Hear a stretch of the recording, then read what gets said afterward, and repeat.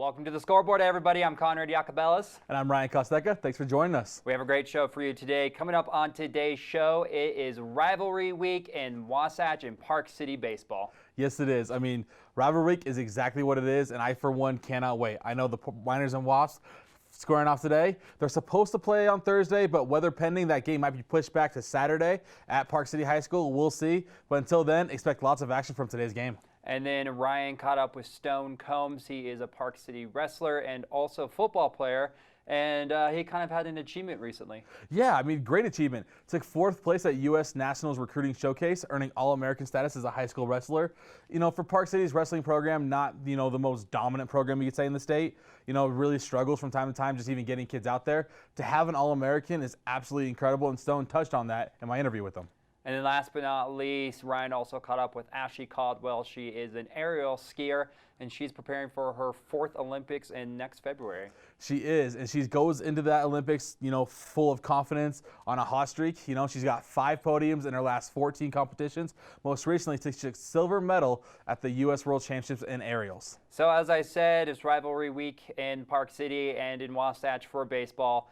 And, well, this is going to be an interesting series. Again, they are scheduled to play tonight and on Thursday because both of these teams are kind of in the same atmosphere right now in terms of play. They are both struggling, and this is all pretty much offensively. These teams are scoring very minimal runs right now. I believe Park City is on a 6-game losing streak, and they are averaging about 2.3 runs per game, and Wasatch has lost the last 3 of 4 games, but did have a big comeback against Spanish Fork. They did. I mean, that comeback against Spanish Fork, you really thought it had the potential to really turn around Wasatch's season. Unfortunately, they did struggle with Westlake on Friday. So now they're hoping to, turn the ship, get things going the right direction against Park City, who, like you said, is coming in with a 6-game losing streak. But it's not that bad. I mean, they've played Springville and Salem Hills 4 of those 6 games, 2 of the top teams in 5A. They've got the toughest portion of their 5A schedule out of the way, while Wasatch has, faced maybe not as difficult a competition, you could say. So it's going to be really interesting with both programs struggling, both programs needing wins, wanting to stay out of that play-in game as far as the playoff goes for the state tournament. So I can't wait to see what happens. I really can't. I'm excited. I know it's going to be great pitching. The hitting is something that we'll have to wait and see. Well, and let's talk about Wasatch first. As you said, they really haven't faced the competition that Park City has yet. As you said, Park City has faced Salem Hills twice. Wasatch has not faced Salem Hills. We point those games out in particular because Salem Hills is #1 in the region. I believe they're like 12-0 or 10-2, so a very dominant team. But the thing about Wasatch that, we covered that Spanish Fork game where they scored 6 runs in the bottom of the 7th. It was the fact that we heard the coaches after the game say, hey, let's just start the game in the 7th. You never want to hear coaches say, hey, let's start the game in the bottom of our very last inning. So Wasatch is a very young team, and one thing that was interesting that Coach Baird said in an interview that we'll see shortly is the fact that he said one of his pitchers, he kind of compared him to Felix Hernandez, the old Seattle Mariners pitcher, where for a long time Felix Hernandez would pitch great games, give up maybe 2 runs, 1 run, but wouldn't get any run support, and that's what is happening with one of his starters, where he's like, hey, this kid has like a 1.74 ERA on the season, but we're losing in his games 2-1, 2-0, 1-0. I mean, you said it best. That's exactly what Baird said. They are struggling with hitting. They are struggling with their approaches at the plate. They're a good hitting team. He fully believes in them. I mean, they proved it when they put up 6 or 7 runs in the final inning against Spanish Fork to get that victory. They are capable of stringing together hits. They don't have a lot of power, but all you really need is gap to gap, make good at-bats, have good plate appearances, and good things will happen. They've struggled with that. That has led to bad run support, and realistically, their middle innings is where they've really struggled. They've done really well of getting maybe up ahead in the first inning or 2, and then it struggles from there. So he really wants to see more consistency throughout the entire game and not just the first inning and the 7th inning. So let's hear from Coach Baird himself on his thoughts on Park City, their previous game in the preseason, and what he expects to happen this week. So, you talked about you guys played once in the preseason. Didn't quite go the way you wanted, obviously. Really close loss, really close game. Talk about that game a little bit and what kind of you learned from that. Yeah, so I think I mentioned in my other interview that Coach Feasler was just ahead of us. He had a couple of things offensively that he had installed that we hadn't installed defensively, and they were able to take advantage of that. Really love the way that Coach Feasler coaches a scrappy ball team that just put the ball in play, and they throw a lot of strikes, and they just put pressure on you every inning. And we want want to play that same way. I think we're very similar in the way that we do things, and it woke up our guys. I'll tell you that. You know, we started off the year 0-3 in that first tournament, and we've been able to bounce back, and we're playing okay now. So, talk about playing okay now. You did get that big win last week, had a tough loss on Friday. This team continues to be that mountain that we've talked about. What are you really looking for from this week? Just continuing to put the ball in play. That's something that first weekend down in St. George, we just struck out a lot, and we've just been talking a lot about just put the ball in play and see what happens. And we did that against Spanish Fork. That last inning, we strung together 6-7 singles in a row that weren't, barrels. We just found a way to put it in play, and we're continuing to preach that. We took a step backwards against Westlake. We had 8 strikeouts in that game, and so we were disappointed, and I let the kids know that we were disappointed, but it was a good weekend. We kind of took it off, and we'll get after it today and have a good hitting practice and just continue to put the ball in play, throw strikes, and try not to beat ourselves. So as we heard, Baird said, hey, Feasler outcoached me. I love it when a coach gives another coach a compliment. But he did mention Park City small ball, and that's something that we've seen ourselves against Salem Hills is, Park City's trying to get something going. Usually small ball is a good way to get that going, but small ball's been difficult for Park City the last couple games. So what does Park City need to do to generate runs and at least get the ball in play? Feasler talks about it. He needs his 2, 3, 4, and 5 hitters to be much better. He needs them to be more consistent. They don't necessarily have to hit home runs, but get on base. I mean, you're talented baseball players. Whether that's a walk, whether that's a single, that's an error, double, it doesn't matter. Find a way to get on place, put pressure on the opponents. That will lead to big things for Park City. Feasler's a big believer in small ball, so am I. I absolutely love it, especially in close games. But he really wants more production from those 2, 3, 4, 5 hitters. If that can happen, maybe it sparks something in that 7, 8, 9 hole, and Park City becomes much more well-rounded throughout the lineup. Now, if that actually happens, who knows? WASATCH is, great pitching. They're going to be up for the task. But if Feasler can get that production from the early part of his lineup, I really expect the Miners to start to turn things around. So let's hear from Coach Feasler and what he expects from WASATCH and what he expects from his team this week. I learned that we need to score more runs early because I think we put up 3 in the last 2 innings, and it was 2 of the 3 were on bunts. So, we made some good plays offensively late in the game, and it was 1 more than them, but they played a really good ball game. And I think learning experience is hit early in the game and try to put a couple on early so that we don't have to do the small ball stuff late. It seems like, for both you guys and WASATCH, scoring runs has been somewhat of a problem this year. You both have very solid defenses, very solid pitching staffs, but how big is hitting going to be and just getting up early, on teams? Yeah, score first, man. It's the name of the game. It's one of our game goals is to score first in every game, put up a big inning in every game. I think, we've struggled a little bit with the bats, but we've seen signs of it coming around here in the last couple weeks. What has been, I guess, for you, the biggest turnaround you've seen the last couple of weeks that's giving you confidence, heading to the second half of the season? Yeah, guys making legitimate adjustments or at least, showing that they're capable of trying to. High school kids, they're not able to just make that adjustment right away that you or I could when we were playing college ball, right? So it's working with them, making sure they're not getting irritated, but they're purposeful, making sure they're in a positive mindset, I think is huge, and we've seen that coming. So again, these two teams basically boils down to they're both looking to get the ball into play to see if that can score some runs, spark some good hits, just get something going. So again, these two teams will be playing Tuesday tonight and then also on Thursday with a TBD if it gets rained out on Thursday to be playing Saturday. So that's a look at your Wasatch versus Park City baseball rivalry week going on again the 13th and the 15th with the possibility of the 15th moving to Saturday. We have to take a commercial break right here on the scoreboard, but when we come back, Ryan will be talking to Stone Combs.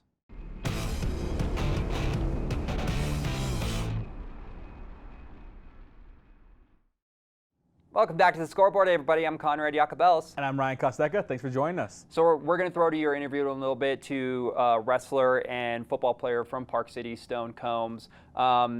He's kind of turning the wrestling program at Park City into a positive because wrestling was always a little bit of a, not negative, but wasn't their top sport during the winter. What was your takeaways from Stone? First off, he is a full-grown man. Stone Combs is a very big individual. You know, he's very well built. As a wrestler, it's very easy to see success on the mat, which how it translated to an All-American status, which I think is incredible considering Park City wrestling is not well known throughout the state. So for someone as a minor to go all the way to nationals and to showcase and to represent in that manner, it was a big deal for him, especially with his dad being the head wrestling coach. And then on top of that, I mean, we talked about wrestling, but Stone is a football player first. It's what he loves. It's what he wants to do in college. He already holds 3 offers from Nevada, Air Force, and Army, and he's hoping to gain some more. But wrestling has definitely helped him in his football, and I'm excited to see what his senior year brings for him. It's weird. I've never heard of the college Nevada, but I have heard of the college Nevada, right? Inside joke between us. Anyways, let's take a look at that interview with Stone right now. Stone, took 4th place at the U.S. Nationally Recruiting Showcase. What did that mean to you, to represent Park City and just to become an All-American in wrestling? It was an incredible honor.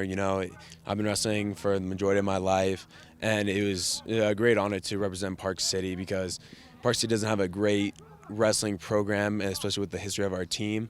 But just going down there and seeing all the other kids from Utah and then just being like, oh wow, Park City's up here. It was a pretty cool experience to see and really be able to represent the school and Park City as a whole. Now I know your dad's the coach here at Park City, so obviously he's has affinity for your wrestling. You said it was his birthday over that that trip. Talk about what it mean to kind of experience that with him. I mean, it was unbelievable. I mean, just having my dad in my corner since day one as one of my coaches has really helped me. I personally think with my wrestling journey, just always having him there for the support and going to everything, and then just for his birthday to really be able to do that for him and represent everything that he's really put into me and show out for him and come out as an All-American, especially on his birthday. I mean, it's just unbelievable. So what class did you represent in exactly, and then kind of what was the journey there? How many matches were there? What was your overall record? That kind of thing. So I was wrestling in the 220-pound weight class. I believe there were 12 to 14 kids in my weight class. I personally had 4 matches. I went 2-2, and it was just great competition. I mean, everyone, in order to wrestle there, you had to either be a state champion or you had to go to a qualifying tournament. So the competition there was just unmatched to anywhere else. So, obviously you have this really strong wrestling background, though, but you're also a pretty dang good football player, on the gridiron, especially for Park City. Have you thought about what you want to do in college? I know, you have offers to Nevada and to Army already, going into next season. Talk about what, maybe what your decisions are, what your plans are. Yeah, so I definitely want to play football in college. Wrestling, I definitely would be open to the opportunity, but my passion has always been football, so I'd like to pursue that. And, I'm thankful for the opportunities that I have available for me to play college football at the next level. And, I'm just ready to put in the work and help Park City chalk 5A. What do you think how much do you think your wrestling background helps? I mean, you're kind of a linebacker, you put your hand in the ground a little bit. How much does that wrestling background help for you on the defense side of the ball? I mean, I think wrestling has helped tremendously with football just because, with wrestling, your body positioning, it's consistently aggressive, and it just helps with tackling and everything else. I mean, you're going in and you're, taking headbutts and everything else. So it's like when you're going in and taking that shot, you have to drive all the way through and then just coming out on the football field and keeping your feet moving when tackling. I mean, I think it's just, and knowing the angles to take and the body positioning, I think it's helped me become more elite than any other sport could have. Is it, maybe probably a little bit better with football, the fact that you also have pads on too, so you really can lay a hurt down if you need to. Talk about, you mentioned it, you're going to 5A next year. It's a big jump for the minors. Talk about the excitement for 5A. How are you guys feeling and that kind of thing? I mean, we're definitely excited as a team. I know that when we first heard the news, some of the guys we were all a little nervous, but we've really come together and really going to put in the work this off season and start hitting the gym really hard and bulking up and really want to make our presence noticed in 5A. I mean, it's your first jump to 5A, but this is arguably the most, talented team Park City's had in a long time. I know that 2 years ago that senior class was, unreal, very good athletes. But this year you guys have kids who are getting scholarships offered. The Alpha brothers, Tabo's blowing up. I know McCurdy's got an offer too. You're there with them. Talk about getting those offers, how does that help the program more, grow, I guess? I mean, it definitely helps the program grow. It just opens up more windows for future athletes to come through, and it gives our coach more connections to help open those doors for future players. And I think that the offers have just really helped our team notice hey, we can actually play. Let's go show everyone else that we can play as well. So I guess my last question for you is, next year, you more excited for 5A football, 5A wrestling? I'd say probably 5A football, just because we've already been in 5A wrestling for a while. So I think 5A football will definitely be a great experience. Awesome, man. Well, hey, thanks for talking to me. We appreciate it. Congratulations again on the All-American status, and we'll be following along for football for you next year. Thank you so much. This is Ryan Kostecka with Park City Television. So again, we wish Stone the best of luck next year, moving up to 5A in football and continuing 5A wrestling. And we're excited to see where he picks to go to college for football. I can't wait. I do think this is a kid who is going to blow up, especially in his senior year. I think he's going to find more options. I really expect that number to, starts right now at 3. I expect to be around 7, 8, 9 by the time his senior year kind of starts wrapping up. And he'll have the choice of where he wants to go. I think any school picks him is going to be lucky. And this is a kid to watch out for in 5A next year. We have to take a commercial break here on the Scoreboard, but when we come back, Ryan will be sitting down with skier Ashley Caldwell.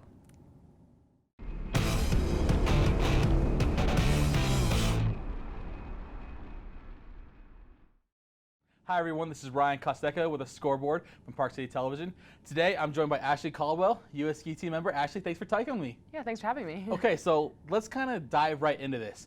You are a world, champion, silver medalist at the World Championships. Talk to me about that. Just what was the feeling like, landing the silver and everything? Yeah, it was a great culmination to a surprisingly stressful season. We had a great year, but there were definitely some ups and downs. To actually get silver in the last event was incredible, and then in the team event getting bronze was also incredible. So we kind of talked about it, how the final is the way it works, that you have 2 runs to go. You can't repeat the same trick. Obviously then going into the championship, you into the final 6. You thought you had to do a totally different trick when actually you could have repeated it again. Talk about the trick you landed and just how big it was. Yeah, surprisingly we didn't actually perfectly know what the format was. So we had a little bit of a game plan change, and it worked out perfectly for me. I had that full right in my back pocket, which is a triple twisting triple, and I was ready to compete that, and it landed me in silver. Yeah. So is that something that you had kind of been working up to this season? I know it's been a very strong finish this season for you, but there were some struggles early on. Talk about that, and then just how it culminated with the silver medal. Yeah, this year had a lot of stressful issues, but on top of all that, my knee wasn't doing so well in the beginning of the season, and so I worked with my strength and conditioning staff and my PTs to get my knee back to game ready, and so then I was able to do triples in the last few events of the season, and that's where I like to be. I mean, I've been doing triples for a long time. That full trick, I've actually been competing since the 2014 Olympics, so to be back up there is where I feel comfortable, and it was great to do that in Kazakhstan. So, we talked about that, but talk about, Deer Valley. Obviously, it wasn't the best for you. Is that kind of when your knee was really acting up? Yeah, that was like right when it was starting to feel good again, but then we pushed really hard. Yeah. It was nice to be back on the triple, but it just wasn't the event for me. I crashed in that last round, and that wasn't very fun. But it was great to be back. I hadn't competed triples since Deer Valley World Championships 2 years before, so to be back up there was really a big move for me. How did it help the mindset, though? Just the fact that you were able to, even attempt a triple, did that really kind of lead you moving forward to what you're able to do at the World Championships? Yeah, the knee pain in the early part of the season was really discouraging, and I hadn't done triples in a couple years, so this is a big step to do triples and to kind of start to feel successful, even crashing them, but getting that confidence back was huge. How confident were you going into that World Championship that last round? I gotta ask. Going into Worlds, I was ready. I was like, I'm doing this. I'm doing triples no matter what. But part of me was like, I haven't really trained enough yet this year. So I put a lot of work into that week of training, and I felt really ready come comp day. So we're gonna talk with Chris Lewis later on, but what does it mean to you have an American teammate of yours? He took silver in aerials, at the World Championships as well. Yeah. Talk about just what it means to have 2 Americans in silver there. Yeah. So I've known Chris since he was really little. He was the younger punk kid on the team, and so to share a podium with him, this is the second podium medal standing that I've shared with him. I actually was the same place as him in his first World Cup win when he was like a little baby, and I actually shared World Championships gold with his brother in 2017. So I have a lot of connection with the Lewis brothers. They are close to my brothers. So to share that with him was incredible. And then the team event the next day, we were together on the podium again. So, you kind of touched on it a little bit. 2017, you took gold at World Championships. That led into the 2018 Olympics. It didn't go the way you wanted. Talk about, is there maybe a different feeling now, with what you just accomplished in 2021 leading up to the Winter Olympics, in what, 9 months from now? Yeah, it was definitely a little devastating to be world champion coming into the Olympic year and then really not have that come to fruition with a podium at the Olympics. But, older, wiser, I've definitely learned a lot and have a different mindset going to this Olympics. And yeah, I'm hoping that changes a little bit going into this one. If you had to pinpoint, what to you is the biggest difference, from 3-4 years ago to right now? I think I'm a little more calculated. Okay. Being an aerialist requires a certain level of, let's say, fearlessness or belligerence or just like this gung-ho attitude. Yeah. And that's very important. But now that I'm a little older, I can still have that, and I have that learning experience, but I can pick and choose and know exactly when it's time to go and fire, Is it kind of like harnessing that a little bit, harnessing that fire, harnessing that energy, and knowing when to release it instead of going full out every single time? Yeah, exactly. Knowing when to hold back and when to push. It's Yeah. definitely, that's the older athlete in me apparently, since I'm the old vet on the team now. So, we talked about it a little bit before, the show. 2022 is coming up. It's here. Yeah. Talk about your mental preparation for it. What are you doing from now until 9 months from now, and what's your kind of goal? Yeah, well, I'm enjoying the ski season right now, the little bit that's left. This will be my 4th Olympic Games, Yeah. and I've been fighting for a medal in the last 2, and it just didn't really work out for me. But I'm ready. For aerials, it's a peak game. It's all about peaking, and so I'll be training here in Park City for the next 8 months or so, up at the Olympic Park and at the Center of Excellence Ski Team Gym, and then we're getting to snow as soon as we can, and then being ready as soon as we can for that Olympic Games. That's awesome. Well, I can't wait to watch you. I know we'll all be here at the station. We'll be following you along. Yeah. I really appreciate you taking the time to talk to us. Yeah, thank you again. thank And you. hey, congratulations on the silver medal. And big things are coming in 2020, Yeah, it was 2022 for you. It was an epic season for me and our whole team. The aerials team in general. We all had a great season. Oh, right. Yeah. Taking bronze is a huge accomplishment for the Americans. Yeah, but no, our team did the team overall. That's right. Yeah, the you got whole, the gold. The whole World Cup season, and then we had a bunch of new athletes get new podiums. It was a great year. So I guess let me ask one more question then. What's the future like for aerials then? Yeah, our team right now is super strong, Yeah. and we just have to keep focusing on getting really good development team, is getting kids to come out to the Olympic Park and start doing aerials. Our team right now is incredibly strong and hopefully inspires the next generation. Awesome. Like I said, thank you so much. Hey, we wish you the best luck in 2022, and I promise you we will all be watching here and cheering you on. Yeah, thank you. This is Ryan Kostecka with Park City Television. So we want to thank Ashley for that interview, and it's been a decorated 2021 for her, and we hope it's a decorated 2022 for her. That from what just happened in 2021 to 2022, one would expect that. I know she's got her eyes on the Olympics. It's her 4th one. Her trajectory, from her mental standpoint, from where she started, 12 years ago with her first Olympics to this point is absolutely incredible. I'm excited to see what she can do. Same thing happened last time. She won a medal in 2017 at the World Championships. Didn't perform well in the 2018 Olympics. I think she's hoping for something different now. She learned from those lessons. And more than anything, I think she's just happy to be there, understanding it's probably her last one. Yeah, and I think she came in with some confidence, definitely some swag when we did the interview. So, I think she understands where she's at, and I definitely hope that she will place, because to me, an Olympic medalist is absolutely one of my favorite things at this job. That's going to do it for Ryan Kostecka. I've been Conrad Iacobellis for the Scoreboard. Make sure you tune in Friday at 6 p.m. and 11 p.m. for a brand new episode, and reruns every Saturday and Sunday at 7 a.m. and 12 p.m. right here on Park City TV. We'll see you next time, Scoreboard Nation.